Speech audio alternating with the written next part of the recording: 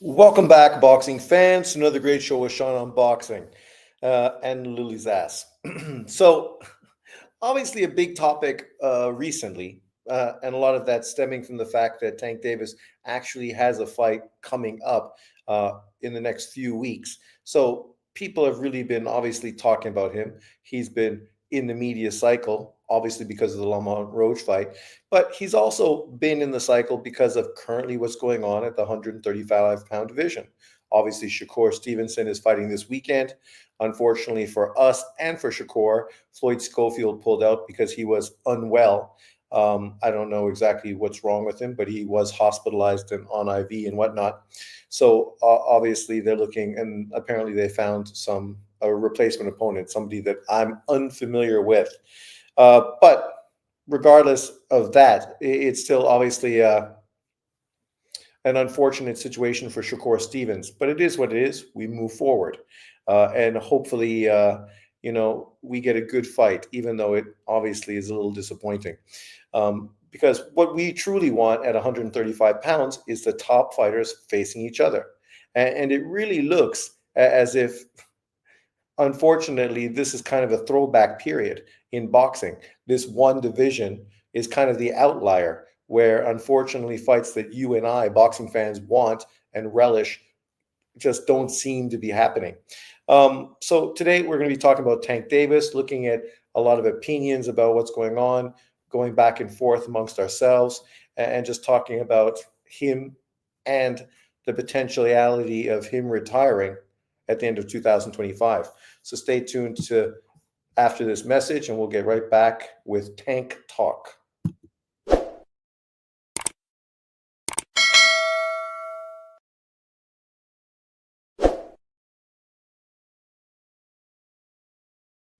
What's up, everyone? Thanks, everyone, for jumping in. To be true, I didn't even know I was going live. I thought I was just doing a tape recording one, but I guess because I'm just familiar with doing live recently, I pushed the wrong button. So, Drunk Irishman, thanks for jumping in. Iceman, what's up? It's Jay Prince, most likely. Jay Prince? Jay Prince is the one stopping fights from happening? Well, obviously, with regards to Shakur, stylistically, we know he's a very difficult fighter. I mean, I thought it was ironic that JB today was trying to twist and turn narratives, even though we saw him the other day on my live. He was saying that basically me and you are saying that Shakur is boring, but yet he's the fighter that we want to see Tank Davis fight. But yet, I'm pretty sure in my last few videos with regards to the lightweight division and regards to Tank Davis and Shakur, I praise Shakur as one of the best fighters in boxing. But stylistically, he's not the biggest draw or most exciting fighter, as opposed to Tank Davis, who is a far more exciting fighter. And when I talked about the potential matchup between them, I talked about it as a legacy fight because it is. I'm not saying that would be the best fight that I want to see Tank Davis in, but it's probably the biggest legacy fight of his career, right? Uh, but if you want to talk about style matchups, I prefer Tank Davis versus probably somebody like fucking Zapata and Muratala and Lomachenko and Keyshawn Davis as opposed to Shakur. But people love to twist narratives. And then, of course, make it about Canelo, which is ironic because how do you bring Tank Davis into a conversation once again and compare him to Canelo Alvarez? Canelo Alvarez has fought many, many, many pound for pound top fighters. Tank Davis has yet to face one pound for pound top fighter. Canelo Alvarez has won 4 weight divisions. Tank Davis has won 2. Canelo Alvarez has been unified at 154, I think, 160, and obviously he's undisputed at 168 pounds. Tank Davis has never had a unification fight in his career. So I really don't understand how you try to justify Tank Davis not doing something in the sport and compare him to Canelo Alvarez, who literally is the most accomplished fighter in boxing today. It's a real fucking strange argument. And all it does is really show you that Tank Davis is just not doing what Hall of Fame fighters should do, which is why people are really sort of scratching their heads about this whole conversation about potential retirement, which he's doubled down on in an interview he just did recently as well, today or yesterday. I'm not sure when it was, but Drunk Irishman says Shakur being avoided at 135, just like Bud was at 147. Slick defense first fighters, right? Especially southpaws. People just don't want to fight them because it's a tough style. I mean, first we had, of course, Frank Martin duck him blatantly. Then, of course, we had Zepeda just recently duck him. Obviously, Tank Davis could have went after that fight when he was a free agent, but his team didn't. PBC didn't. And now afterwards they go, well, why did you sign with Matchroom? You could have signed with PBC. But did you guys even make him an offer? Did you go after him?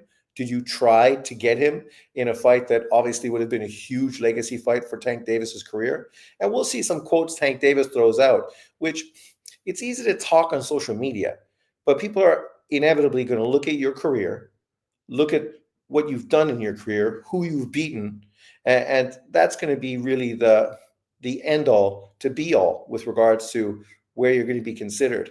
People are going to look at him and think he's a typical PBC failed talent, a guy with talent that the PBC just didn't work right and obviously didn't get the most out of him. And unfortunately, like the Charlos, like Spence, like Wilder, and so many other PBC fighters, they all ended up having disappointing careers. But let's move forward. Stringer says, yo, Sean, Schofield pulled out like a beach. Well, he does look sick. I'm not sure the specifics from what people are saying. His father is alluding to the fact that he was poisoned, right? Poisoned by Shakur Stevens' masseuse or somebody, like Shakur is so afraid of Schofield that he needs to fucking poison him. I mean, people are so full of shit. Nobody was picking Schofield to beat Shakur Stevenson. That was the most lopsided fight on this card. Rick says, if you had to bet on Kid Austin and his pops lying, putting on a big circus, all because of weight, or do you think Shakur is up to no good? I think, why would Shakur even fucking worry about it? Shakur is not worried about Schofield at all. Sean, you believe all that Tank career has been very lackluster, so why do you have him pretty high up on your pound-for-pound list? The same reason I had Golovkin high on my pound-for-pound list. He was destructive and super skilled. So I see both of them as great fighters, right? But unfortunately, they didn't have the name recognition to really solidify themselves. For Golovkin, it's because all the other champions at middleweight ducked him. Literally every single champion in the middleweight division blatantly ducked Golovkin. But you can't say that about Tank. He's literally ducked every champion in every weight division he's been a champion in. That's not the case for Golovkin. People say, well, he ducked 168-pound Ward. Once again, not a champion in his weight division. Oh, he ducked Erislandy Lara, Charlo, and Andrade when they were at 154. Once again, not 160-pound champions. How's it going, Sean? Good, pound for pound. Yep, it was the most lopsided fight on the card, so if it had to be that messed up, Shakur Kid was it.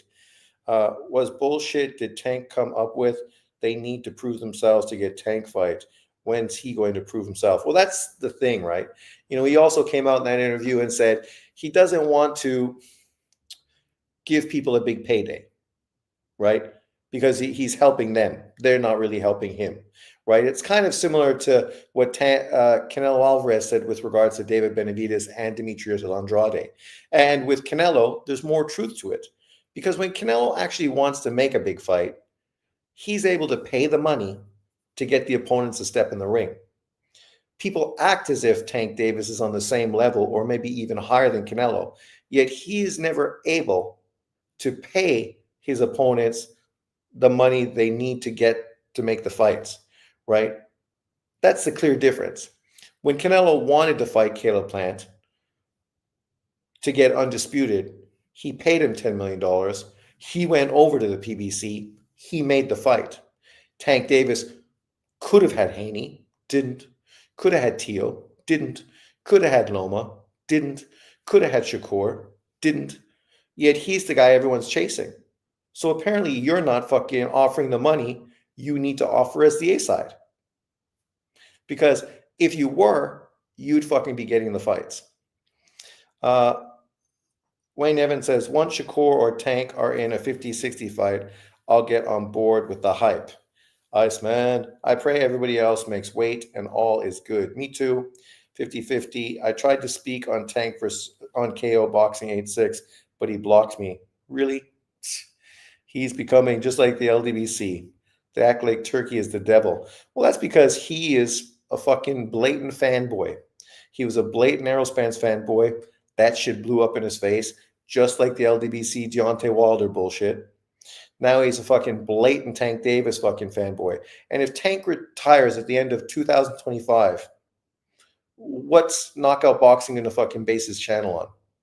Because literally, there's no other fighter he can fucking dick ride the way he did those two fighters. At least not from the PBC side of the street. Don't forget, Gigi was brought to America at the age of 28. He didn't have time on his side like Tank. Well, that's the reality, right? I mean, he had to go through Central America, getting low-level opponents to stay busy to defend a regular WBA title because Felix Sturm, the WBA super champion, blatantly ducked him, even though they were both promoted by the same German promoter, had to fucking wait out his contract taking these fucking low-level fights before he was finally able to sign with an American promoter and make his debut in America. And literally he gets hated on because of that. Right? Because as a European, he signed with a European promoter coming out of the Olympics as a silver medalist. I mean, in hindsight, it was the wrong move. But because he was a European fighter from Kazakhstan at that time, who knows if an American promoter would have even picked him up, right? But Angelo had fought a 16 world champion Hall of Famers. Canelo isn't in the proving himself stage. Canelo has already proved himself. We're still waiting for Tank to unify after 30 fights and 30 years of age. KO rarely blocks. It's usually the sensitive mods. Well, that's the thing, right? Once you put mods like the LDBC and those guys put on, those dudes, man, there's no point even going to those chats. That's why I don't even deal with them anymore. Technique, he's protected, all right. Sup, Sean? Gary versus Ryo, winner on co-main. I feel like Tank is going to go after, especially with Loma, probably not fighting until late 2025. Let's hope Loma doesn't wait till late 2025, because what would be the point of that, right? You're just going to be out of the ring for well over a fucking year. You're not putting yourself in the best position to even do something significant, right? And potentially the IBF may strip him or do something as well, because we know how the IBF operates. So, he can either come back, face Raymond Muratalla and the other guy that Raymond's fighting as his mandatory, or take on one of those champions for unification, right? Like, if you're going to fight, let's do it. If you're not going to fight, it's okay. Yeah, I will be disappointed because I'm a fan and I like to watch you fight. But you retire and let Raymond Muratalla become the IBF champion. And then we know ESPN is going to make Muratalla versus Keyshawn Davis for unification. Wayne Evans says Loma is too old for all this time away if he's not going to retire. Well, older guys, sometimes it's good to be off because, they're very professional in their build-up. He doesn't put on a lot of weight. But what it does is potentially strengthen his body and mind, right? When he came back versus Kambosos, he looked great, right? Obviously, Kambosos is not a Keyshawn, a Tank, or Shakur, but for a guy like him, being healthy is probably more important at this point of his career than being active. Kind of similar to Bud Crawford as well. I think Loma takes one more crack at undisputed. Salute, Sean. What's up, Nick? So let's get to this PPT that I got. So 2 weeks before Tank versus Roach, Saturday, March 1st. It's ironic because this fight card, they talked about happening in October, and then talked about happening in November, then talked about happening in December, then talked about happening in January, then talked about happening in February. Finally, it got fucking set up for March. And so Tank Davis, who talked about wanting to fight 3 times this year, It looks like it's just going to be the same old thing from him. He beats Roach in March, and probably you could look forward to him fighting in October or November as probably the second fight of his 2025.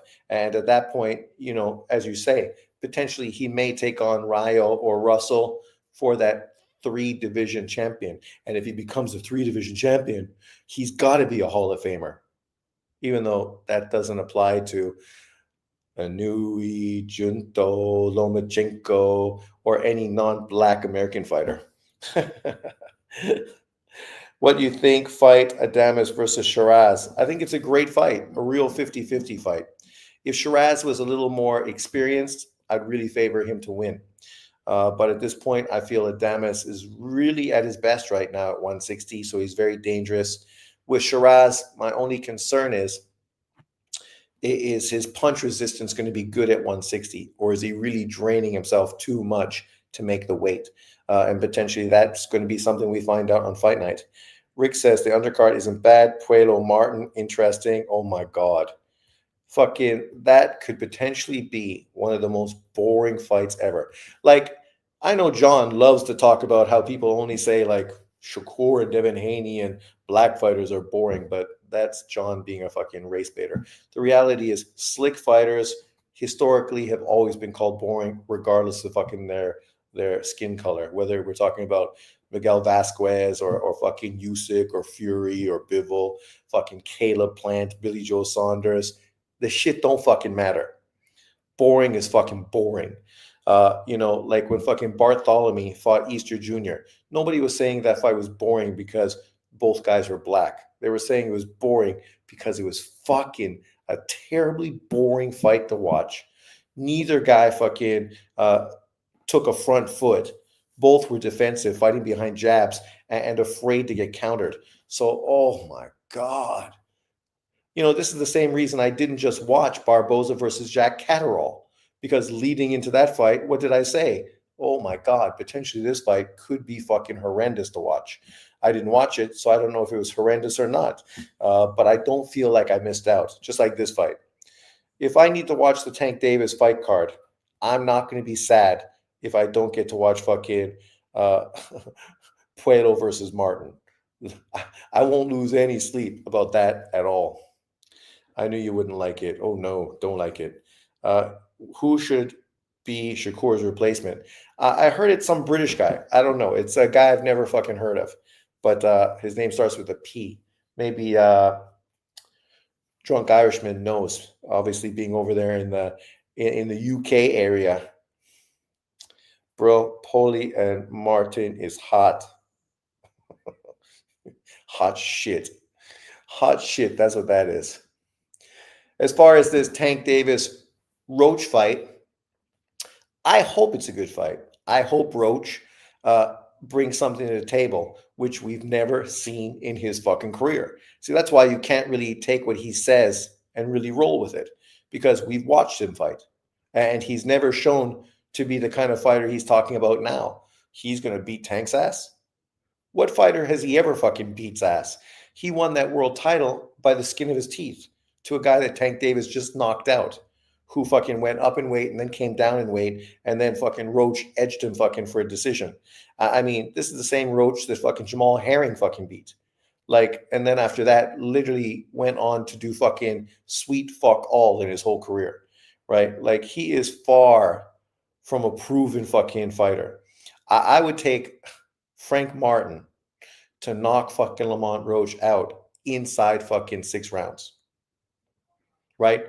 I mean, I always liked Frank Martin. I think he's a good fighter. The problem is people hyping him up as if he was a great fighter based on the fact he was a 28-year-old who never beat a top 10 lightweight. But I still thought he had skill, speed, power, things that I don't think Lamont Roach has. So I don't think this fight is going to be that interesting. Is Roach a better opponent than Kid Austin? No fucking way. I think Kid Austin would fucking knock Roach out. I hope the winner of the fight, Adames Shiraz, will meet Janibek. Fuck, I pray. I pray that that's going to happen later on in 2025.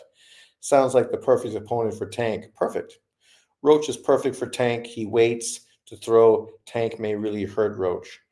Turkey should get him to rematch De Los Santos and make him earn that money. Shakur gets easy fights in Saudi, Cordina, that didn't happen, and Floyd, who's ranked 40th by the WBC. Yeah, I know, but it's not unusual for a fighter to sign a new contract with a new promotional company, or a new promoter, and obviously have the first fight in the card be sort of a give me. Generally, that's normal. They usually give him a gimme fight to kind of highlight him, right? To give him his big knockout victory to really fucking be able to use that to promote him moving forward. Obviously, that's what Cordina was supposed to be.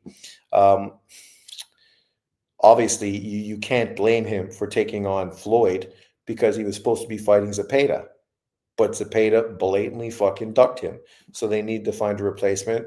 Schofield talked himself into it, got just what he wanted, and any real boxing fan knew that he's really not ready for it. And the fact that he's sick and not able to follow through is probably lucky for him. Fortunate, but we will see. But we move forward. So, you know, what Paulie says, obviously, some people love to run with it when it supports their racially hated narrative. But then, of course, they hate it when it's against fighters they like. And then, of course, Paulie becomes labeled a racist. Uh, Paulie always said stuff that fucking, insulted fighters I liked. He was one of the guys consistently forever uh, hating on Manny Pacquiao and sort of alluding to him being on PEDs. Yet he's such a Floyd Mayweather dick rider, he would never fucking allude to fucking Floyd being on PEDs, even though he wants to tell you everyone's on PEDs. He's kind of like Bruce Vain.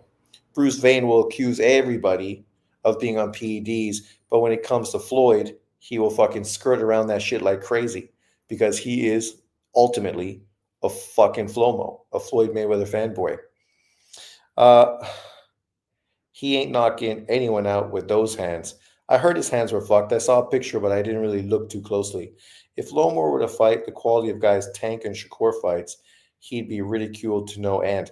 Well, that's the blatant fucking hypocrisy here.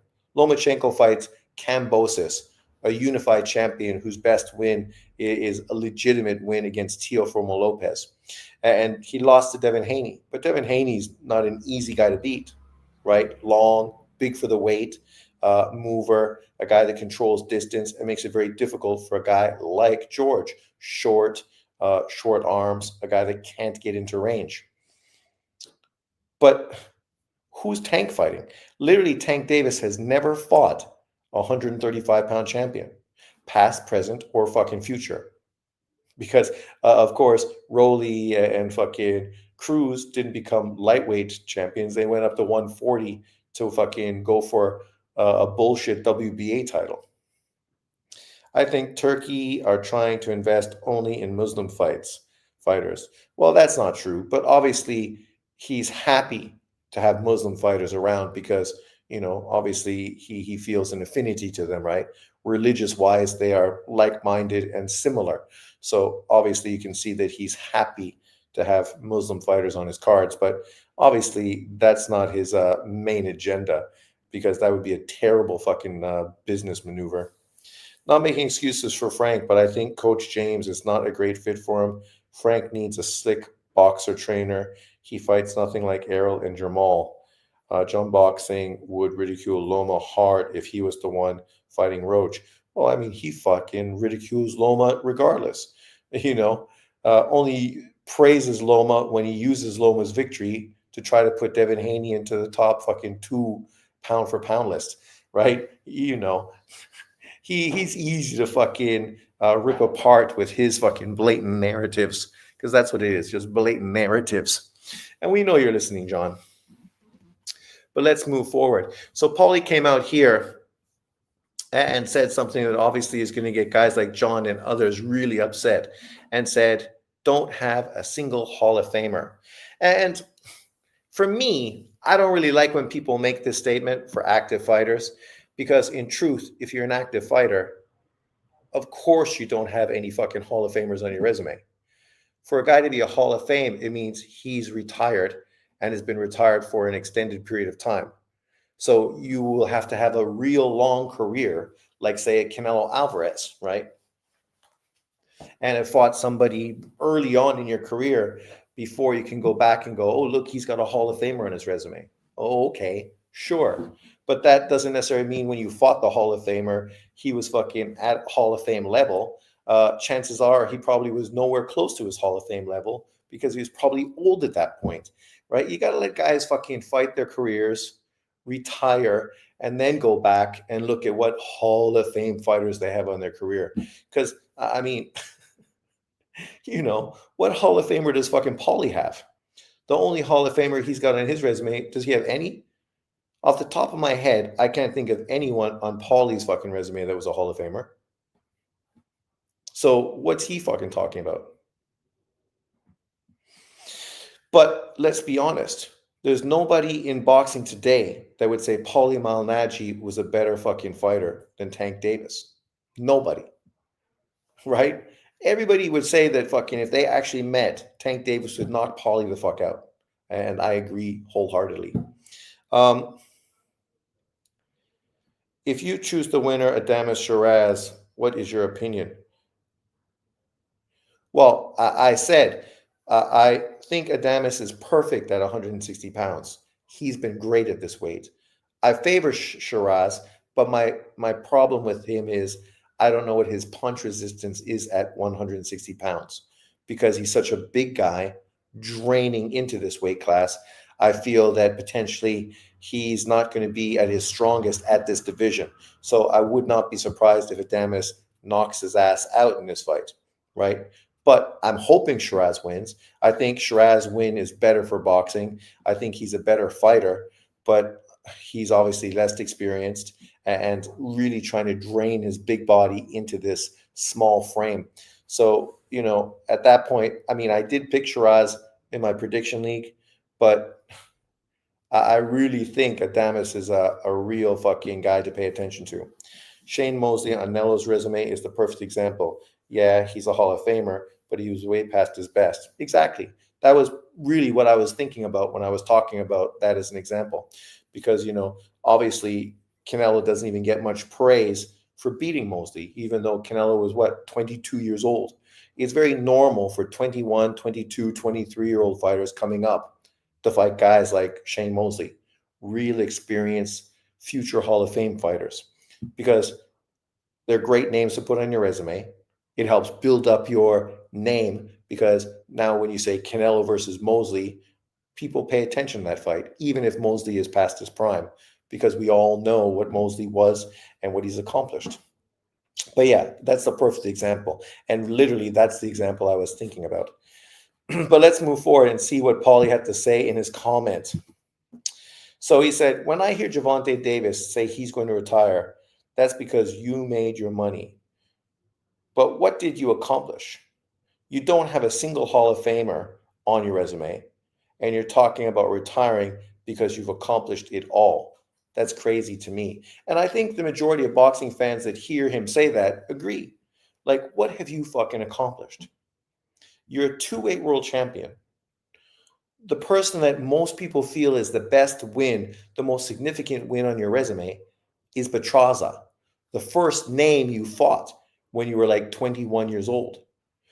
Since then, we've been waiting for you to follow that up with significant victories. Fighting Leo Santa Cruz is a significant name, kind of like fucking Canelo fighting Shane Mosley. That's what Leo Santa Cruz is for Tank Davis. He's probably a future Hall of Famer, but he was shot in his fourth weight division, hadn't done anything in that weight to make you feel like he was actually a real threat or an opponent. The fight everybody wanted it at that time, but of course the PBC has a history of not giving us the fights we want.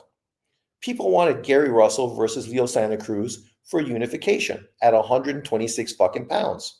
We wanted that fight for a long fucking time. That was the fight to make. It was a fight for both Gary Russell, who, it would have been a very significant fight for him. And at that point, it would have been a very significant fight for Leo Santa Cruz as well. We also wanted Lomachenko versus Mikey Garcia for undisputed 135-pound fucking title. But we didn't get that because we had to make fucking Spence versus Mikey an insignificant fight that fucking does nothing for either one of their legacies. And then because of that, instead of getting a Bud Crawford versus Spence fight early on, when we could easily have then had them rematch again at that same weight class, right? And you could have really did a Leonard, Tommy Hearns type of scenario. What do? They fucking make us wait 5 years instead of giving us the fight then when it should have happened, right? This is what the PBC is known for. Basically fucking not giving boxing fans the fights we want. We wanted Tank Davis versus Lomachenko as a unification fight at 130 pounds. It would have been a great win for whoever won, a Lomachenko or a Tank Davis. But now 7 years later, they're talking about that fight. 7 years later, when one fighter has already done significant things and is a Hall of Famer. But, thank you for your opinion. I like your sincerity. What fight would you be happy to see in boxing right now? Well, I'm happy about this fight card, and I'm going to do a video later on this week, a double header video about some pictures I saw on Instagram that talk about some pretty intriguing fights. Let me just give you a preview right now since we're here. What are you doing? Okay, cancel. I don't want to. I just want to show. So here are some potential fights people are talking about, current fights people would like to see. So I was going to use this and do a live and talk about that. So jump in, give me your opinion. I think there's some really good fights there. And then there's also a great historical one as well, which I was going to double up because there's some really good, significant historical matchups there. Some, of course, like this one, which should get a lot of people's attention because people, of course, fucking hate to give Golovkin any kind of praise at all. But I'm going to do that. And then I'll be talking about some speculated matchups that I would like to potentially see and my opinions on those. So stay tuned later this week. Probably tomorrow I'll do that because Friday I'm going out for drinks with my coworkers. And then, of course, Saturday, if that fight card is, does anyone know the fight card from Saudi Arabia? Is it the same time it always is, like UK time, Drunk Irishman? You do know? Or is it going to be US based time? So in other words, early Sunday morning, my time, Saturday night, US time. Because that obviously is going to be significant. I have PPTs and fucking work I need to do, and I'm slow on a computer. So I have to spend some of my personal time doing this shit because I don't have enough time in the office to do it, trying to prep for classes and whatnot. So I'm going to be doing that on the weekend. And then obviously spending a long time looking at that huge, significant, fucking fantastic fight card this weekend. And then, of course, we have Junta Nakatani later on in the week.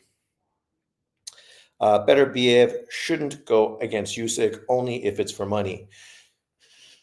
Well, I get you. I think, and even he said that he's not really too intrigued by that matchup. And I don't know if Usyk would really move down to cruiserweight for that fight, but it's worth talking about because they do have a history. What do you do for work, Sean? A teacher in Taiwan. Off subject, how's your health, Newton? Last time you said you wasn't feeling so good. Well, I was in hospital and I had my gallbladder removed. And of course, now because I have no gallbladder, my digestion is still a little out of whack. So, more gas and, if you had your gallbladder out, then you totally know what I mean. But all I have to say is there was a reason why I was tentative to get my gallbladder out. I was hoping I'd be able to deal with it healthy wise and just sort of recover from it. But that was a no bueno. So cutting that shit out was the thing to do. So of course now I don't have pain. So that's good. He's a Chinese spy, pound for pound. Chinese spy in Taiwan. Shh, don't tell anyone. But yeah. So Paulie Malignaggi, in this statement, I don't think he's saying anything really controversial. Tank Davis, I think probably Leo Santa Cruz is a future Hall of Famer. So in that case, he's wrong. But as far as him accomplishing everything, that's the problem. He hasn't really accomplished anything significant. Sure, you're a two-weight world champion. Sure, you've made some good money being one of the main fighters on the PBC, doing many pay-per-views. But outside of financially, what have you done legacy-wise, right? No one's going to go back 20 years from now and look at his career and be impressed or think that he's done anything significant, right? And this isn't hate, because people will say the same thing about Golovkin. Yet the irony is Golovkin is a legitimate two-time middleweight unified champion. And no, his one unification was not versus Murata. He unified versus David Lemieux fucking years and years earlier, and fought multiple champions and was blatantly ducked by fucking at least 10 world champions during his period of time. But of course, if you're a hater, you're going to ignore that. You fucking praise Deontay Wilder for having 10 title defenses, but then you shit on everything Golovkin. And then you praise Tank Davis for being more accomplished than fucking Golovkin. Tank Davis could be more accomplished than Golovkin, right? He's 30. He could fucking go on and fight for the next 8 years, become a four-weight world champion, beat fucking Loma, Shakur, Keyshawn Davis, fucking Abdullah Mason, move up and beat fucking Tio Lopez and you know, Devin Haney, and go on to do a lot of things. The problem is he going to do fucking anything? If he's doing what he's done his whole career, there's a reason why we're not confident about him trying to do anything legacy-wise, because he's never shown that he's interested. You look great for your age. Thank you. Yes. I think the short hair is good. And also I shaved my beard, so even though my white hair still stands out, not quite as much. Can't stand Paulie. Too much hate and jealousy coming from him. Well, that is true, man. Fucking the guy never stops fucking hating on Canelo. So I'm kind of happy that he's hating on Tank. Because I always said on those Pro Box videos, like, why are you so critical of fucking Canelo, but you give Tank Davis and other fighters a blatant pass? So the fact that at least now he's not giving them a pass, that's good. At least he's being more consistent. When Golovkin was at his peak, everyone avoided him, and that's a fact. A fact. Fact. Blatantly. And a guy like John Boxing wanted people to duck him.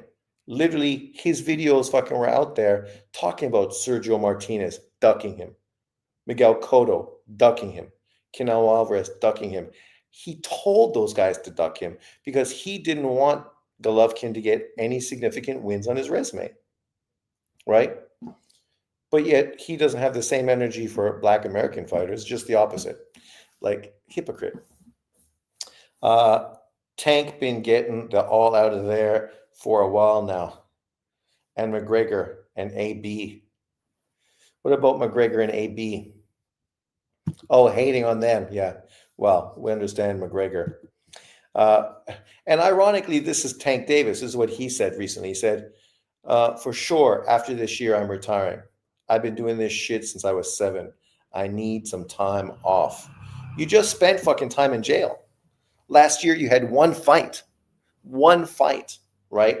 And who did you fight? Frank Martin, a good opponent, a dangerous opponent. So I think it's a very good win. It could go on to age well. But at this point, Frank Martin still hasn't come back and had a fight. Since then, literally Tank Davis is going to come back before Frank Martin. Imagine that. Like, so how significant is Frank Martin's career going to be if he still hasn't fucking come back after getting beat by Tank Davis last year? Right? Fucking Christ, man. You got to be more active than that. Like, Tank Davis is a reason why he doesn't have to be active, because he's making millions of dollars. Frank Martin finally got paid $1 million for one fight. 1.5, I think he got paid. After you pay taxes, you're getting like, what, 800,000, 700,000. After you pay everybody off, maybe you're getting like 600,000. Great money, but like, you know, if you gave me $600,000, I would retire tomorrow and I'd be okay. I'd be fine because my standard of living is pretty easy. I'd go fucking rent a place somewhere that's in the country in Nantou, have 3 or 4 dogs chilling, chase a few universities, Taiwanese students, and, you know, keep it easy. But, you know, I don't think Frank Martin is doing that. But this is the kind of statement that obviously gets people's attention. You can't be a hardcore boxing fan and see people like this make these kind of statements, or fucking Big Baby Anderson and what's happened with his whole career. Like, he really sabotaged his career years ago when he made those stupid statements about wanting to retire at 27, not really being too interested in boxing, just trying to get a payday, right? If that's your mentality in boxing, you're probably not going to be successful, because when push comes to shove, you're just not going to have the fucking heart to fucking do what you got to do. And, so far, that's what it is. I heard Tank Davis made another a statement that really the problem is he's afraid of being embarrassed, right? Because obviously with social media and everything nowadays, if you do get beat as a Tank Davis, people are really going to fucking be all over you, right? Especially when you've been all over social media making the kind of statements he's made consistently through his career. So yeah, potentially you could be fucking turned into a meme. But like, look at fucking Pacquiao. He got fucking flatlined by Marquez. And there was nobody that was made more of a meme than Manny Pacquiao in that situation. You think that bothered him? He got back up, continued to make millions of dollars in many significant fights, went on to be fucking a 4-decade world champion in boxing. The problem is people's mentality. They're pampered, protected, and mentally fragile. No time more than today. I think something happened to Tank after the Martin fight. He said embarrassed. I think he means exposed. He definitely felt Loma would embarrass him for years. Well, he made statements like that. Like, remember, he made the statement that he felt that because he was fighting with Floyd Mayweather was trying to get him beat by trying to organize a Lomachenko-Tank Davis fight, right? This is how fragile mentally he's been really from the beginning of his career. If you go back for the Petraza fight, he also didn't feel that he was prepared or ready at that point of his career for Petraza. So he's always kind of felt insecure. And okay, it is what it is. And I think a lot of that's what's basically coming out with this now. What's up, Tavern? Here's another statement from Tank, which when you make statements like this, people are going to say, okay, fine. It's good you say this. Now fucking back it. Prove it. Come out and fucking show that this is true. He said, nobody on TV that's fighting right now has more skills than me. Skill for skill, none of these guys can match with me. Gervonta Davis on other boxers. So if that's true, then it shouldn't be that difficult to make fights with Devin Haney, with Teofimo Lopez, with Vasily Lomachenko, with Shakur Stevenson, with Keyshawn Davis. Like, these fights should be afterthoughts. They shouldn't be fucking complicated. You are so confident with your skill set. Fighting these guys should just be a matter of making them an offer financially that makes them happy to step in the ring with you. We know the reason Lomachenko didn't step in the ring with you is because you lowballed him. We saw the statement Tank Davis came out just prior to Lomachenko flying over to the States to sign the contract. He said that he wanted to get paid $35 million for the Lomachenko fight. So you want $35 million. How much you putting on the table for Loma? $1 million? Why is Lomachenko going to fight you with his reputation, his career, which basically can benefit you moving forward, build your legacy, if you're going to pay him fucking chump change? You're not going to pay him a career fucking defining payday? Like, to fight Tank Davis at this point of his career should be Lomachenko's biggest payday. And if you're the same guy that said, yeah, fucking Cotto shouldn't fight Golovkin, he should fight, of course, Sergio Martinez, because those guys deserve a big payday. Golovkin's not going to bring that money to them, so they should fight each other and make big money. Oh, yeah, well, Cotto shouldn't fight Golovkin. He should fight Canelo and get a payday, right? Literally, people said that, John Boxing. So then you should feel the same way with Lomachenko now, that he should also get the big payday of his career at this point to fight a fucking Tank Davis, because he didn't get a big payday against Teo. That fight wasn't on pay-per-view because of COVID. He didn't get really that big of a payday in the Devin Haney fight. Probably not bad payday, but the pay-per-view numbers they put up, I'm not sure what they were, but it wasn't hugely successful, right? But yeah, where are we? Can you believe Tank said he's better than Floyd when he's on his game? He couldn't tie Floyd's shoelaces. But that's how arrogant these young kids are. Just like when you listen to people talk about NBA, right? People don't even know who played in the NBA, but they fucking have these arrogant mentalities.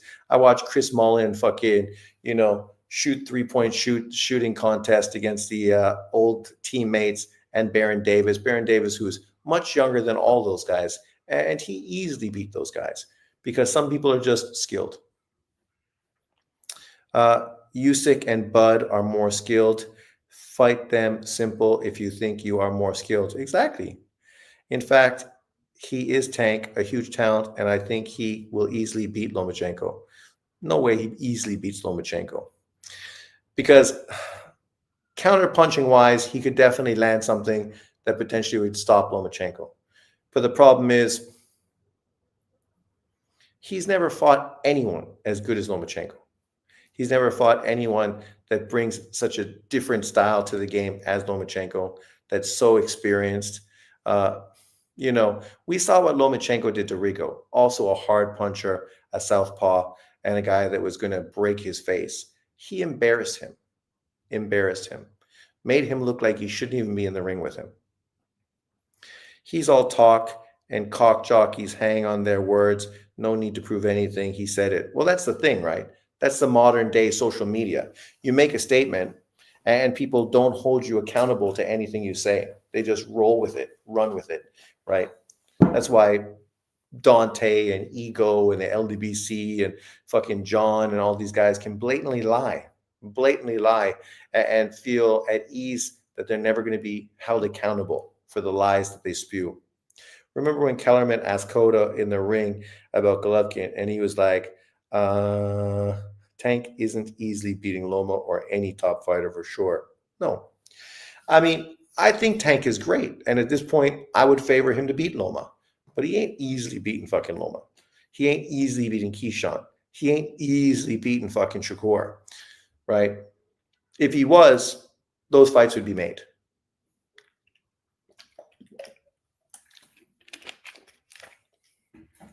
And Loma is a dog with zero quit in him, with a great chin. Remember, Teo Sr. told Teo, stop trying to knock him out. This motherfucker has a chin. Do you like the style of boxers from the USSR countries? Well, that's a bit of a generalization because, of course, every country has a real unique style, right? Whether you're talking about Ukrainian, which tend to be a lot more slick. Russians, which their styles developed. Historically, they were very upright, but obviously there's a lot more different styled fighters in Russia now. Whatever happened to fucking Besputin? Besputin fucking totally disappeared. I know he had PED issues, but then fucking he's never been back. And I like Besputin. I thought he was a good fighter, a bit Lomachenko-esque. Obviously, the Uzbekistani fighters really have a unique style, very different. So I like the fact we have so much different boxers from around the world. I think it's great for the sport. He said he could, so we might as well crown him with those victories. Well, that's the thing. People love to fucking dick ride, right? Guys like Knockout Boxing and others and Fannin, right? They'll give him credit for fucking other people's victories. Because, well, if somebody else beat that guy, that just proves that, of course, Tank would have beat him. No, it doesn't. Boxing has never fucking been like that. I mean, you would literally have to fight the fights. Otherwise, you ain't getting fucking any credit. And you shouldn't get credit. You don't get credit for what other people did. Floyd didn't deserve credit for beating fucking Pacquiao because Marquez knocked out Pacquiao. Just because Floyd beat Marquez. Russia, Ukrainian, Kazakhstan, they have won promotions. No, they have more than one promotion, but yeah, there's two major promotions, and Russia has their own promotion, RCC Promotions, which you can watch as well. So they have their own Russian promotions that's not even Western as well. You better not duck me, son. Andre, it's been a long time. Devin beat Loma and Ryan beat Devin, so Tank beat Devin and Loma. I'm the A side. 70-30 split. Shh. Man, you couldn't even get me to fly to Canada right now with that kind of split, especially fucking with how expensive it is there. Here's a nice statement from obviously the young guy now on the block. He says, I'm not chasing Tank. Fuck Tank. For real. Tank, no, I want to fight him. His coach, no, I want to fight him. The boxing world, no, I want to fight him. The question is, do Tank have the balls to fight me?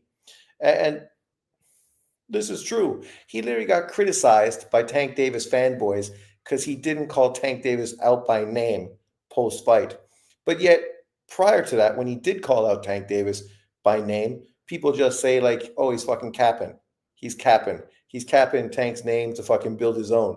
So you're fucked if you do, you're fucked if you don't. If you call Tank out directly, you're capping. If you don't call him out and you just allude to the fact that you want to fight him, then you afraid, and you don't want to call him out. It's like, get fucked. Like, Keyshawn Davis ain't fucking afraid of Tank Davis in no fucking world. Does that mean he would win? No. You still got to fight. But out of everyone at 135 pounds right now, the guy I favor the most to beat Tank Davis is this motherfucker, Keyshawn Davis. He's the tallest, the longest, the youngest, right? Outside of Tank Davis, he's the hardest puncher. He got the longer jab than anyone. So he could literally control distance against the Tank. He's got the kind of power that if Tank jumps in reckless, he's going to get dropped on his ass by a legitimate shot. He's a good body puncher. He fucking can control distance. He obviously got great amateur pedigree. I mean, he's a little inexperienced, But to be fair, who Tank Davis fight in his career that's better than Keyshawn Davis? Who? Like, literally, there's nobody on his resume that you would pick to beat Keyshawn Davis right now. Not fucking Rolly, not fucking Cruz, not Ryan. Ryan would probably be the guy people would give most potential to beat him because Ryan's bigger than him and obviously has legitimate one-punch power. Not fucking Petraza. He beat Petraza. And I know it's different years of Petraza, but nonetheless, Petraza was not going to be that much more significant. Maybe Frank Martin. Maybe. I know now people are talking about Frank Martin versus him, but Frank Martin already said he's moved up to 140. So there's no likelihood that this fight's going to happen in 2025, because why would it? We know Keyshawn is probably going to spend the rest of this year at 135. If he can't really get the money fights, he's probably then going to move up to 140. Maybe fight Barboza for that WBO 140-pound title, which would be a great fight, significant, to become a two-weight world champion, and then see who he can get at 140 pounds, right? For probably 2026, 2027, if big enough offers are available and he feels confident to make weight, potentially we could see him move up to 147 by 2027 as well. So, he's definitely one to pay attention to. He's a real one.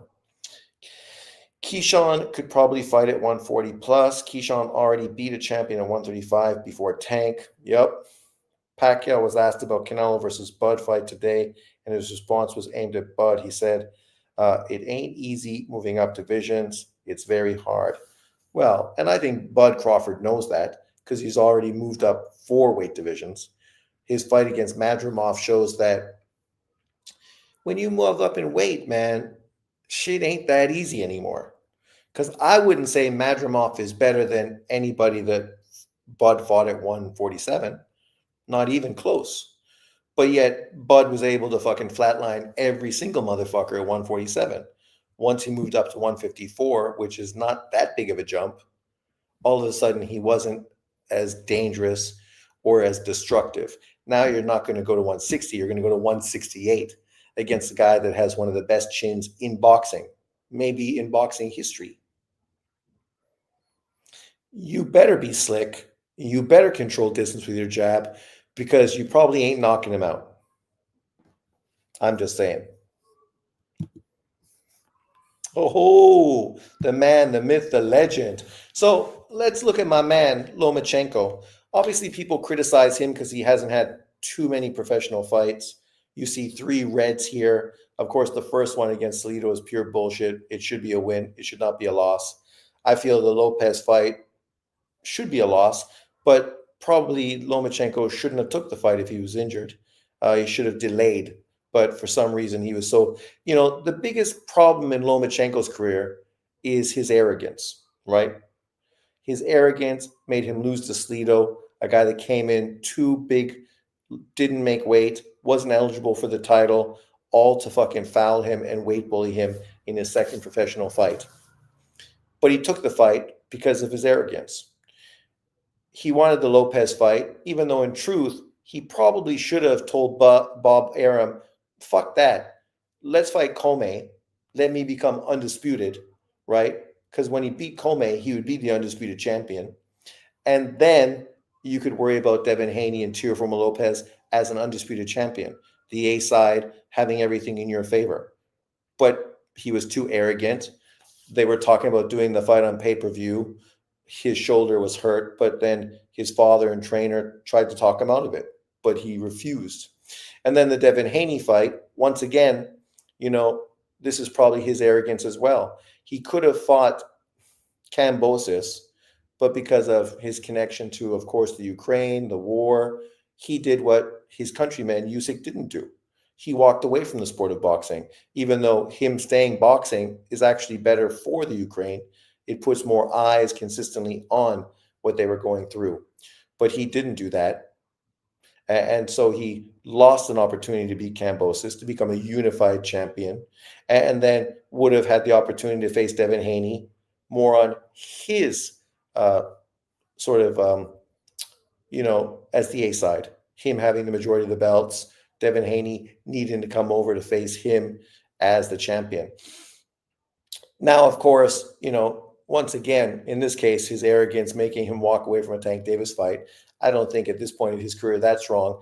But, Lomachenko has had a great career.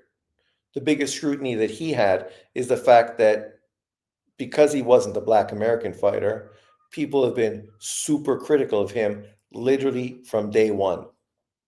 From his first loss to Salido, to his victory versus Russell, all the way throughout his career, to his victory just recently against Kambosos. This guy could do no right. Everything he did was wrong and heavily scrutinized. When he faced Marriaga after beating Sosa, he was supposed to fight Sosa for unification, but they stripped Sosa, right? Because Sosa was the regular champion, because the super champion didn't want to fight Lomachenko and ducked him. So then he was supposed to face, of course, Salido in a rematch. Salido agreed to the fight, but then walked away from the fight, forcing them to make Marriaga as the replacement opponent.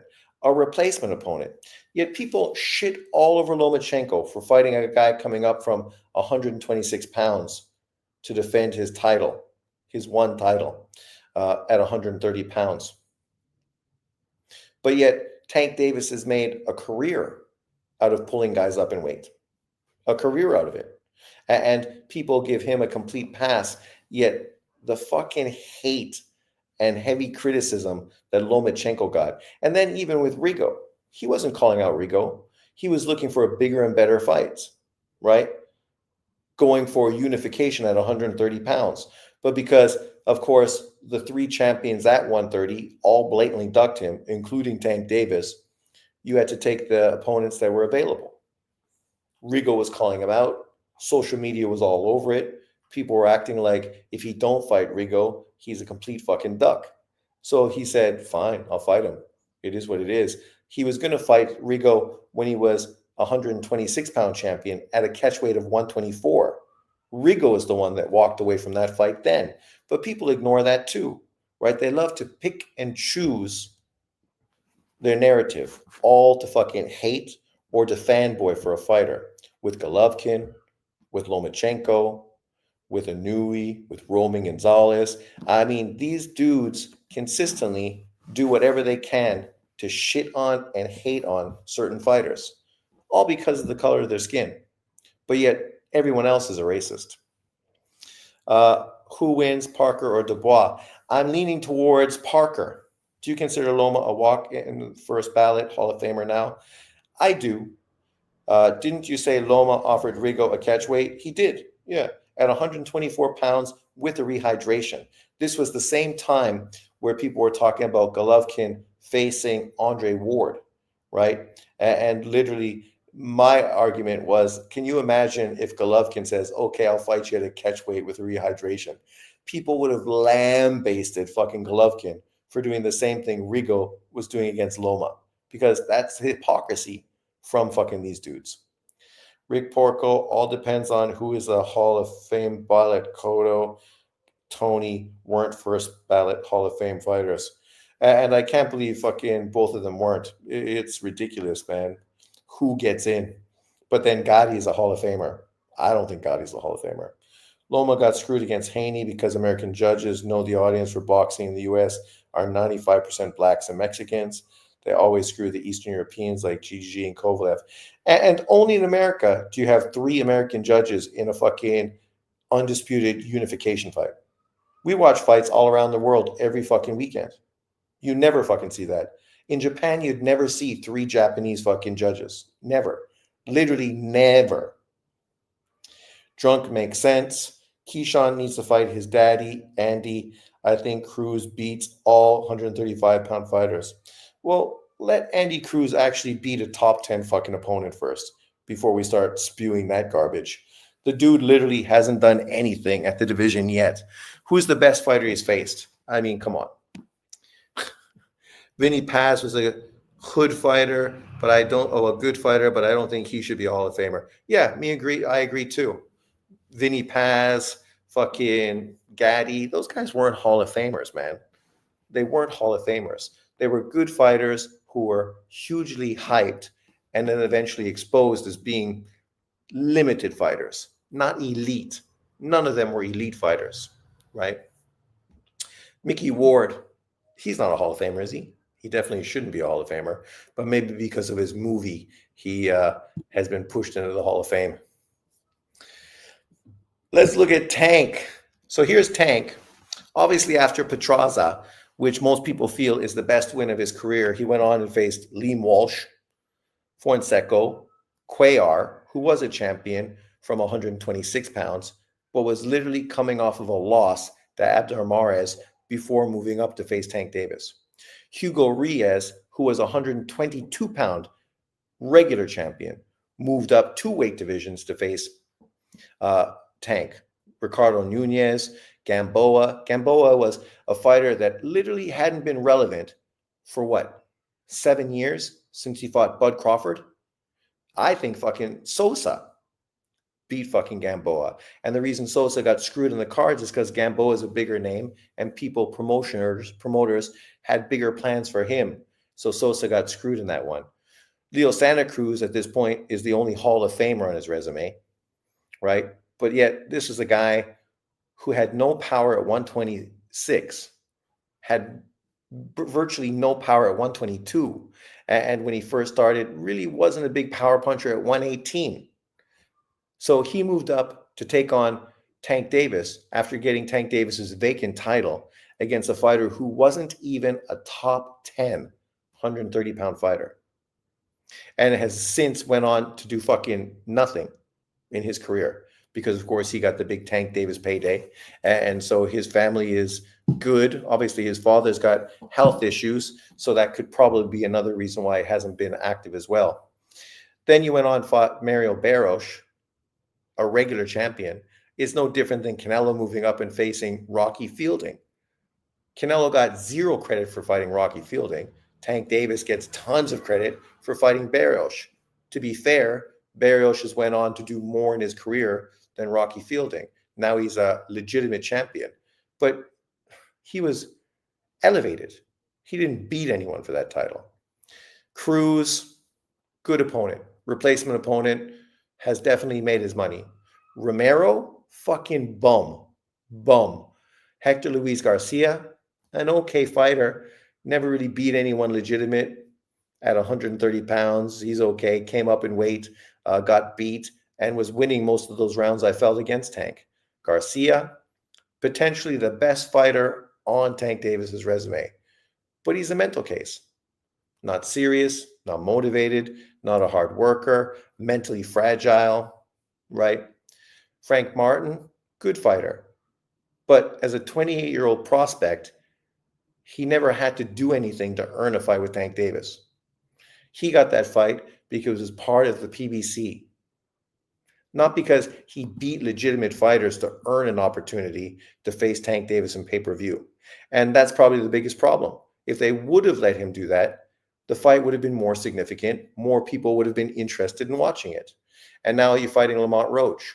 Lamont Roach, who was a fucking pro box fighter. So you talk about retiring. When we look at this resume, nobody's fucking too worried about you retiring. Nobody wanted to see a Lamont Roach pay-per-view or Frank Martin pay-per-view. Ryan Garcia, yes. A Hector Luis Garcia pay-per-view. A Rolly Romero pay-per-view, only because people hate Rolly, so they didn't mind watching him get beat up. An Isaac Cruz pay-per-view, no. A Mario Barros pay-per-view, no. A Leo Santa Cruz pay-per-view, okay, maybe marginal. So out of 7, 8 pay-per-views, 2 of them were justified. The rest, trash. Not fights that were worth pay-per-view. They would have been better to put them on Fox for free. So you could have had potentially 3 to 5 million people watch Tank Davis against these level of opponents to build up his name recognition. That would have been way better for his career in the long run. But unfortunately, that's not the way they rolled. So, it is what it is. Where are we? Tio got a new judge versus Loma. He's from New York. Guess which judge scored it the widest? Yep, the New York judge. Oh, I didn't even know that. Keyshawn didn't even want to shake Andy Cruz's hand after the fight. Well, what he said was true. If you look, his back was turned when Andy Cruz came. He turned around to shake his hand, but then turned back because he was literally signing autographs behind him. So he said that was the case. I think it's kind of true, but people love to sort of twist it. Tank was 22 and KO'd Petraza in the first row. I thought he was going to run through all the elite guys after that. When Ellerby said Josh Taylor, who was undisputed at 140, brings nothing to the table, but Barrios does, that was mind-boggling. Yeah. Imagine if Tank Davis would have went to the O2 Arena to fight Josh Taylor for undisputed 140-pound title. That shit would have fucking rocked the earth. Literally, it would have been a huge fight. It would have been huge in America because of Tank, and it would have been huge in the UK. Huge. Who was Tank's 8th fight, and how many losses did they have? I don't even know. I didn't put that on my thing. Did they say who Shakur is fighting since Kid Austin got sick? Some UK guy. I think his name is Parday or something. Ryan beat Devin, overturned Duarte, Luke, and Fortuna. Plus, when you look at his attributes, he is Tank's best win. Who has the highest IQ, Tank or Rolly? Definitely Tank. No fucking doubt. That would have been nuts. Tank's biggest accomplishment since ducking Loma for 7 years. Literally. And Floyd Mayweather basically telling you exactly what they were going to do. We got all the time in the world, so we're just going to wait him out. He's old.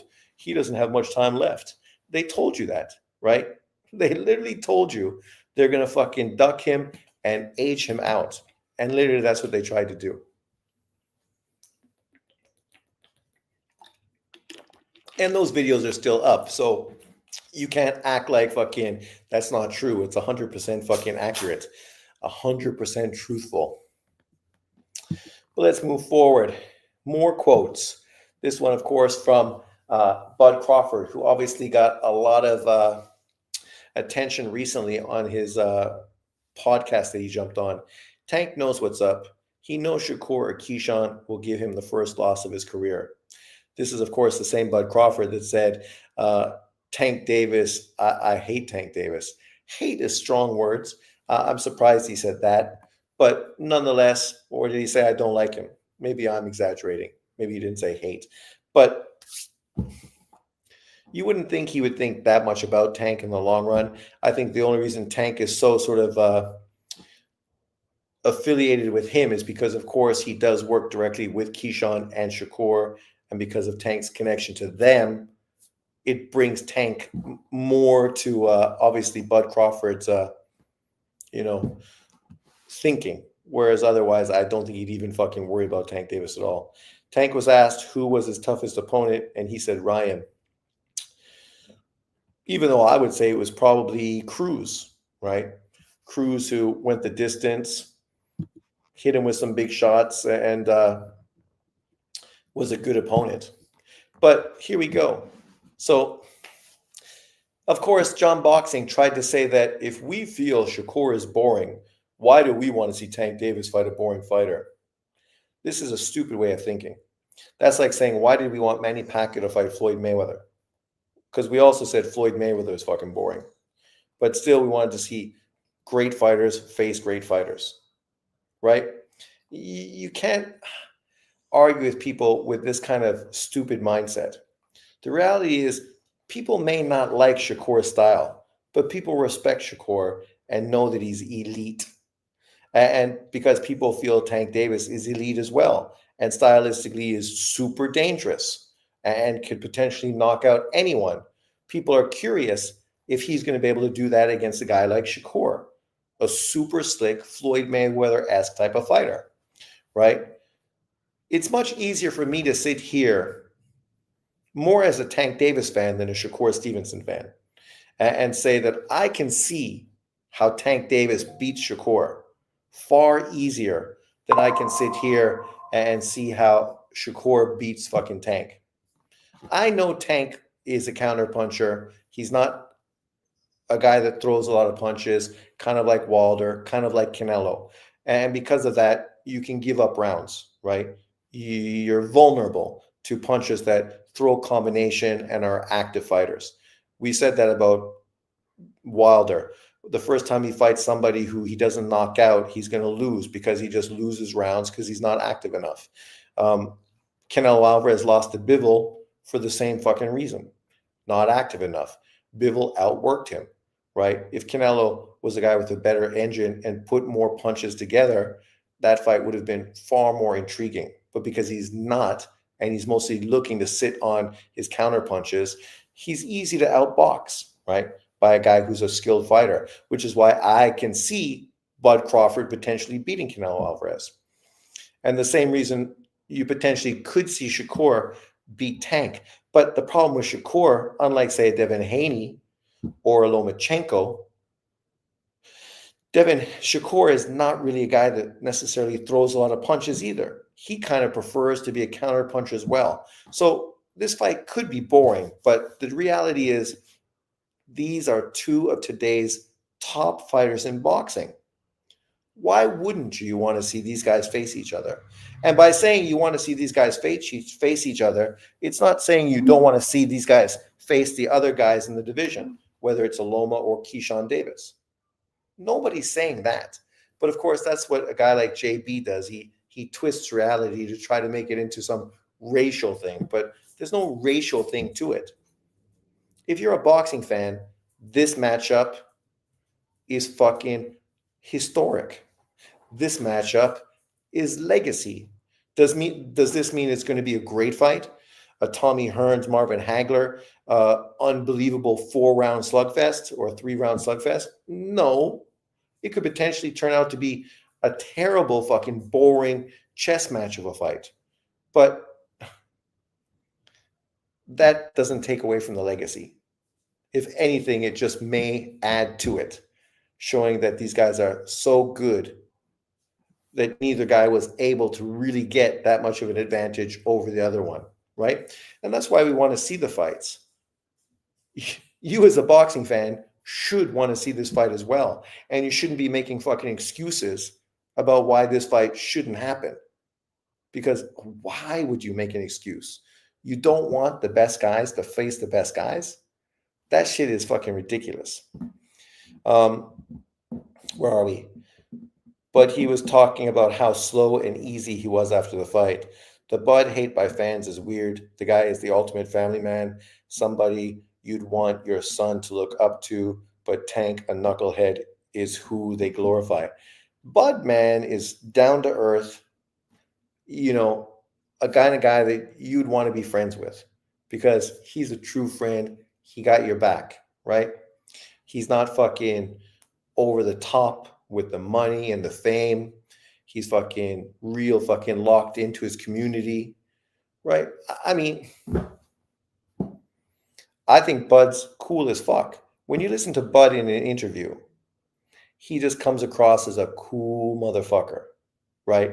Much more of a throwback to the 1970s. Good interview, Cigar Talk with Bud. Great interview. And literally, I haven't really heard any interview really since the whole Errol Spence thing that wasn't a good interview with Bud. Obviously, he's a lot more active in the media than he was historically, which was one of the criticisms to him before. The fact that he wasn't more engaged to the public. And because of that, he didn't have the opportunity to really build his fan base as much as he probably could have. I did think Tank made a good point. Shakur doesn't really slip punches. A lot of his defensive prowess. I don't care how elite Shakur is. I watch boxing to be entertained, and Shakur is not entertaining. Yeah, yeah. And this has nothing to do with race because I said the same thing historically about tons of non-black fighters. Let me say it once again for the same video. I'm not a Fury fan. Never was a Fury fan. Uh, was I happy he beat Wilder? Sure, but that's for completely different reasons. I was happy to see the LDBC fucking humiliated. Usyk, not a fan. I was an AJ fan. I was hoping as much as I could that AJ could find a way to beat him, but he couldn't. Plant, never been a fan. Billy Joe Saunders, never been a fan. Right? Like these guys are all slick fighters, all fucking Caucasians, right? Bivol, I want Beterbiev to win. Beterbiev to me is a way more intriguing fighter. I appreciate and respect Bivol just like I do the other fighters. I especially respect him even more after the past fight. But Beterbiev is the stylistic fighter I like to watch. I hope he breaks down Bivol and stops him late to move on with another KO and move forward and then face David Benavidez, right? That's what I hope happens. But I know Bivol is great and super skilled, so I don't take anything away from him, just like I don't take anything away from Shakur. But it's hard to watch his fights. When he had a great, exciting fight by destroying the Japanese guy, I was all over him. I praised him like crazy for that fight because that fight was super entertaining. Styles make fights. If a guy is too dangerous, Shakur is too defensive, doesn't slip punches, which means he's not in range to counter, right? He's not quite a Floyd Mayweather, not yet. Where are we? I don't care how, oh yeah. If Shakur hands are even more compromised, he'll be even less entertaining. That's true. Cigar Talk Naji is his name, has a good channel. Yeah. Do you like Ryan Garcia? Going back to Eddie Reynoso. I do. And I think him and Tio playing off of each other, sparring and sort of motivating each other, I think that could be potentially a good thing for them, right? You know, to really motivate the two of them. It might make them less inclined to face each other moving forward, maybe. But at the same time, it might actually perfect them even more. So it'll be interesting to see what they do moving forward. I mean, obviously, a lot of people are going to be anti either one of them because of the shit they spew. And I agree. You know, I think sometimes it's better just to shut the fuck up and prove yourself in the ring. You don't need to be spewing racial fucking bullshit all over fucking social media, regardless of who you are. B-Hop, no white boy gonna beat me. Shakur, no white boy gonna beat me. Fucking Floyd, fucking Pacquiao eating fucking dogs. You know, a lot of black fighters have fucking spewed racial fucking shit as well. And I didn't appreciate when they did it, and I don't appreciate when Teal or Ryan do it either.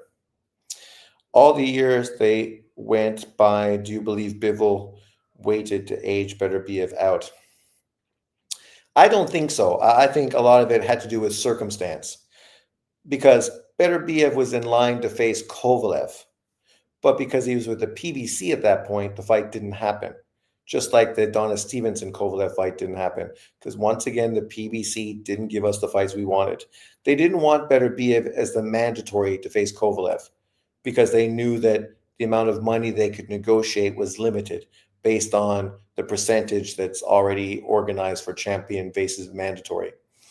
So they walked away from that fight, hoping they'd be able to potentially, I guess, negotiate not as a mandatory and potentially get a bigger piece of the pie. Fight never happened. Beterbiev consistently has had injury issues his whole fucking career. Then Bivol was in line to face Kovalev, but then Kovalev, I think, got beat by that one dude and then came back and beat that guy in the rematch. So then the Bivol fight fell through there. And I don't think Bivol and Beterbiev was really ever on the cards until after Beterbiev beat Gvozdyk, right, and became a unified champion. And then, of course, Bivol fought fucking Canelo. So he was getting a big payday, big name fight. And at that point, of course, you could understand why the fight didn't happen at that point as well. Where are we? Shakur didn't say that. Haney said that. Haney, sorry. Yeah, okay. They're sort of, all black guys look alike. I say that in irony because literally I work with an office full of black people and literally there's two white guys and we sit beside each other. And one of the girls today said, "Oh, you guys look the same."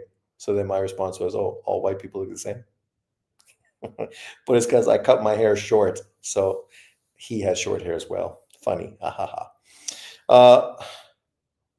Did you see Shakur grip strength 33 pounds? Is that good or bad? I don't know. I saw people show pictures of his hands and then they make it out that his hands look bad, brittle, and not good. And then I saw there was some thing about his grip strength.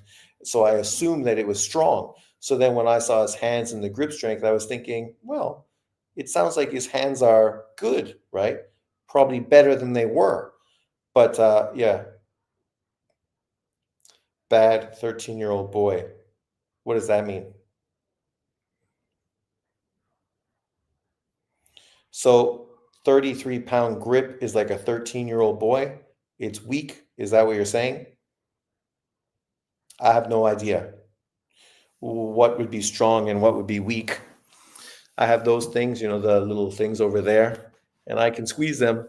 I'm not sure what would be normal. Also, it's weak. Okay, so what should a man be able to squeeze? I know my grip strength used to be fucking great. I was great at doing mercy, even against my dad and my uncle, obviously much bigger men than me. But I could always hold my own. I never really lost to either one of them. But yeah, I'm definitely not the same anymore. But it's mostly because my fucking joints and wrists are fucked. Josh Pardy is the guy Shakur is fighting now. Yeah, that's what I said. Josh Pardley. Who's that guy? I've never heard of him. I know he's a replacement opponent, so I can't blame Shakur. It's a late replacement. It's unfortunate. It would have been nicer if there was at least a guy with a bit of name recognition. This dude, is he even ranked in the top 100? I don't think so. This should be easy work, which is good. Shakur is going to be able to come back and probably fucking destroy him. Oh, really? The average man 100 to 110. Fucking he does 33. Man, is that because he just had surgery or is he just a weak motherfucker? Because when you look at him, he's looking strong across the upper body now that he's moved to 135 pounds. Not like when he was a 126-pound fighter. He looked like a scrawny kid. But now he looks pretty buff, man. Huh. Eddie Hearn said AJ will be ringside for Dubois Parker. Do you see him getting the winner? Well, now that Fury has walked away from the fight, potentially that's the direction to go. But Let's hope it's Parker. Because I don't think he beats Dubois no matter what happens. In that photo, Shakur's hands look like it's riddled with different diseases. I did see his knuckles looked really big, but when you're consistently punching things, I would expect that you have calluses and your knuckles are strong, hard, and like a workman. Probably surgery. Benavidez will be ringside for Beterbiev Bivol, which is good. Let's hope that means that all the bullshit he's been talking about, not wanting to fight in Saudi, that he's a PBC Al Heyman fighter, is bullshit. Because literally this card is being co-promoted by Al Heyman's promoter. What's his face? The guy from Texas with the big fucking birthmark in his face. So that shit fucking is old, man. Get away from that shit. If you offered an opportunity to face the winner of Beterbiev and Bivol for undisputed light heavyweight world title, you fucking jump at that. The money is going to be bigger than anything you've been paid in your career, and it sets up bigger legacy fights in the future, right? If you beat the winner, potentially you could get the loser.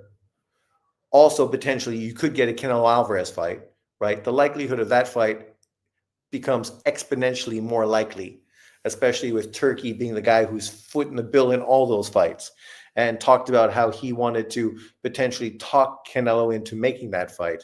This would be the perfect situation for talking Canelo into making that fight. Man, I want Benavidez Beterbiev so bad. I would love that fight. That would be a great fight. 100 for a young man, average older man, it's strong. Drunk Irishman has Benavidez beating everybody. No, I don't think so. I think he got Zurdo beating fucking Benavidez. Zurdo, pound for pound, top 5. I doubt Benavidez is going to fight the winner anytime soon. Yeah, and if that's the case, that's just more fucking reason to point fingers at Al Heyman and the PBC. Because who's he going to fight if he doesn't fight the winner? You tell me right now one name that makes more fucking sense than facing the winner of Bivol Beterbiev. Right? What's he going to do on pay-per-view that's going to be as interesting? What fight's he going to have legacy-wise that's as good? Oh, you're joking, yeah. There's no other fight for him to make, right? Literally, they just did the last PBC fight that was possible in fucking David Morrell. Unless you literally want to go to cruiserweight to take on Zurdo, a golden boy fighter, there's no other fucking opponent. Unless you're going to go fight Canelo, outside of a potential Canelo fight, or Zurdo, there's literally no other fucking opponent that makes fucking any sense at all. Unless, for some fucking reason, they decide to do like a double feature, double header, and well, that's what I was going to say. You sort of caught me like right before my statement. Unless they're going to say, do something like have Beterbiev Bivol rematch for the trilogy. If Bivol wins the next fight, then you could justify the trilogy, right? And then you put Benavidez in with the winner of Smith versus Buatsi on the undercard, right? Obviously, Smith-Buatsi is fucking super elite 175-pound fighter.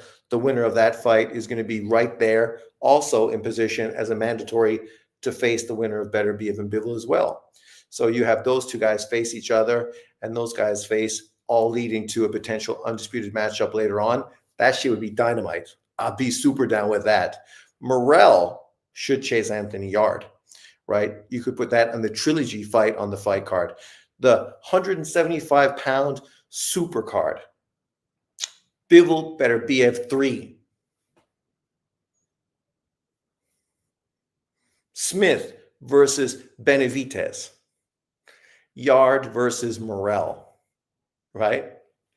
That would be dynamite. You could even throw some other fucking low-level fight on it as well. I don't know what, but I'm sure there's something. Yard is fighting Arthur in April, I think. Yeah, I heard that too, in a trilogy fight, right? Not many options.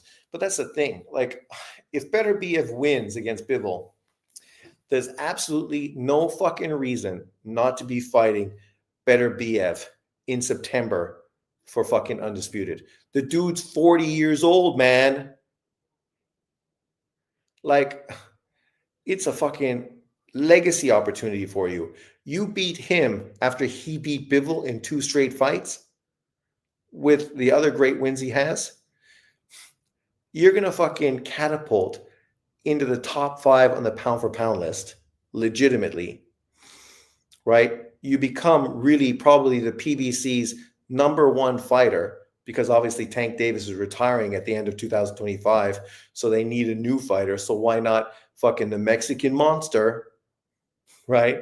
And then the likelihood of a Canelo Alvarez Benavidez fight in May of 2026 for the undisputed light heavyweight world title is fucking, I would say, an 80% chance of fucking rain, or sorry, sun, right?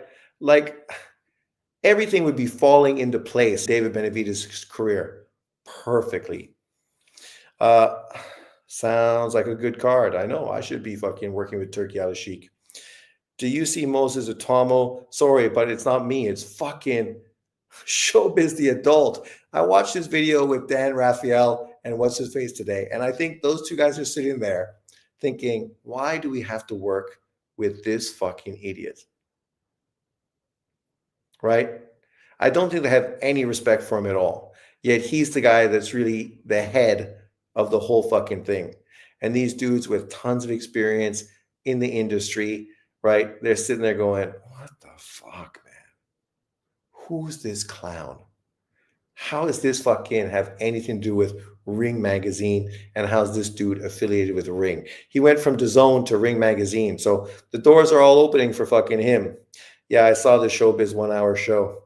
Does Moses Atomo getting a title shot in 2025, early 2026? I think he should be fighting for the WBA regular title fucking by March or April. That's what I would have him do. So it's not a legitimate title, but you could fight Pulev, get that WBA regular title, and now you are a champion. As much of a champion as Tank Davis. If you work for Turki Al-Sheikh, you have to walk around holding his hands. Duh. Well, I don't think you have to do that unless you're working with him in Saudi Arabia. If I'm just doing things on air, then I don't need to hold his hand. Showbiz wasn't wearing his taco hat, I see. And it was Taco Tuesday. Oh, well, there you go. That's too ridiculous for him to actually fucking wear in that thing. I saw the video. I thought the same thing. Black 2 sugars. That's what it is. Yeah, that's legitimate. He's the black coffee and they're the 2 sugars. Black 2 sugars. Iceman, and a kiss on both sides of his cheeks. Well, if you're a European, the kiss and stuff, that's pretty normal. Of course, for you and me, that shit's gay. But, you know, the Italians, the French, they love a good kiss. Dan Raphael would have gotten hungry with the taco hat. Turki Al-Sheikh boss is worth $1.4 trillion. Really? Maybe I don't mind holding Turki's hands walking down the aisle then. As long as it's only holding hands. I mean, if fucking Frank Warren can do it, why not a poor kid from Canada? Jesus, 1.4 trillion.